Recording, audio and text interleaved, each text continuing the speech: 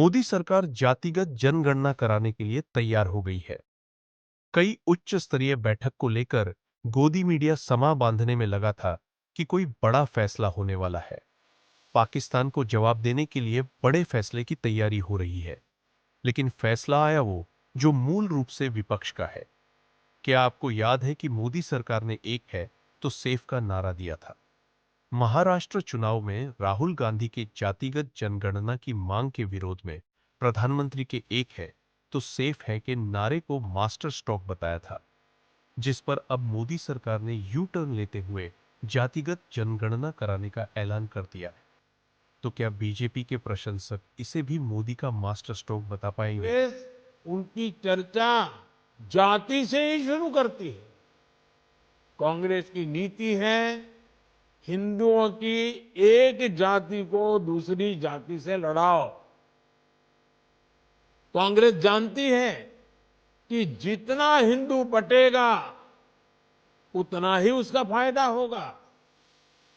कांग्रेस किसी भी तरीके से हिंदू समाज में आग लगाए रखना चाहती है। हालांकि बीजेपी ने जाति जनगणना का कभी खुलकर विरोध नहीं किया। उसके पास कई मौके भी आए जब वो जातिगत जनगणना करा सकती थी, लेकिन ऐसा नहीं किया। तो फिर अभी क्यों इसकी जरूरत पड़ गई?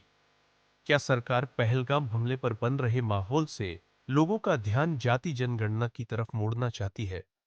क्या जनगणना के जरिए 50% रिजर्वेशन के मुद्दे में उलझाना चाहती है?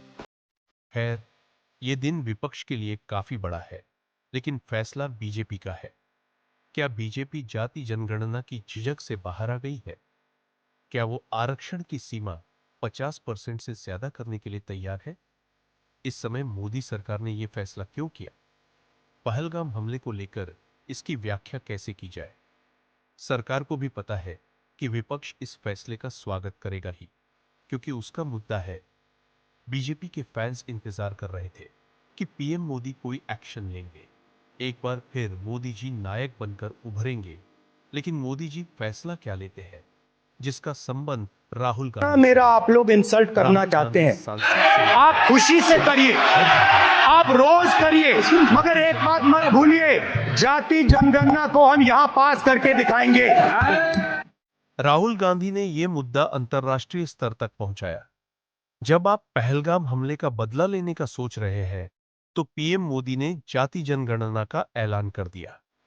अगर किसी आतंकी हमले के बाद यही फैसला मनमोहन सिंह या कांग्रेस के कोई और प्रधानमंत्री ने लिया होता, तो बीजेपी सड़कों पर उतर गई होती।